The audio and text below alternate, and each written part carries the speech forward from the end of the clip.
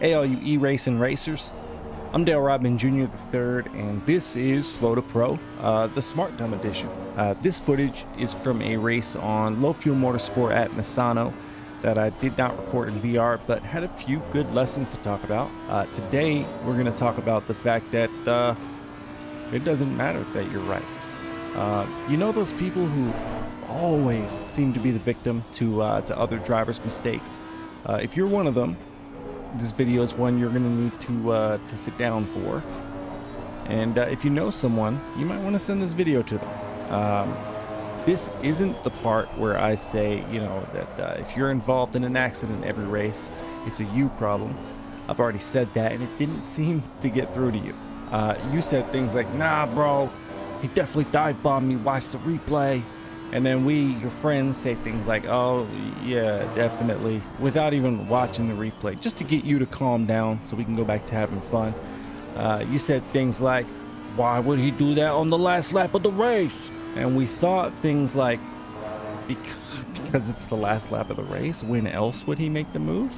But what we said was, damn, man, tough break, you'll get him next time. Listen, we get it. And we're getting tired of hearing you whine. The fact is that it doesn't matter that you're right.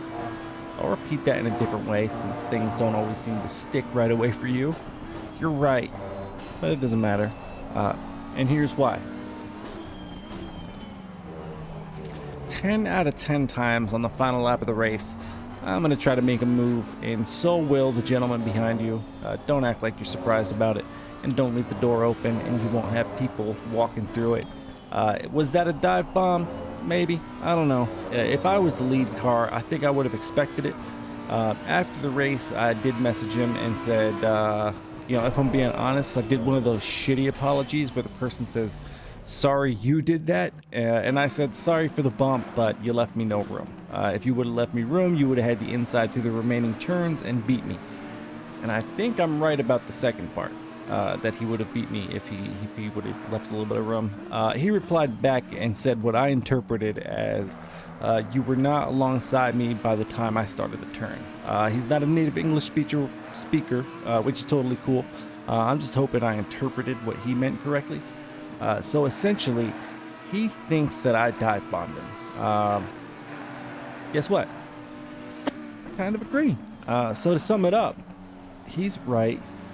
But he still ended up in the grass, and if he would have yielded me just a tiny bit of space, he almost certainly would have held his position. Which brings us to a quote that I love from the former race director of Zealous Racing League.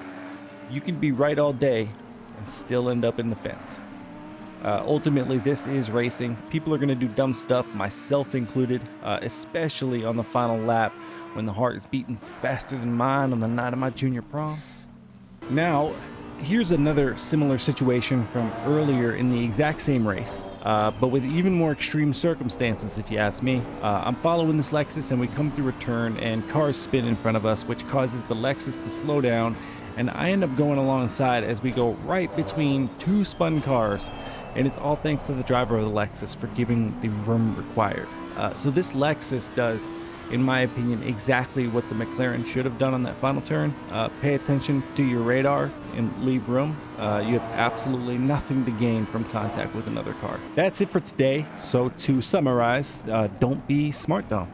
Leave room, survive, and go fast. I'll be back later in the week with another video, either from Misano or Barcelona. Depends on my mood. As always, thanks for watching Slow to Pro.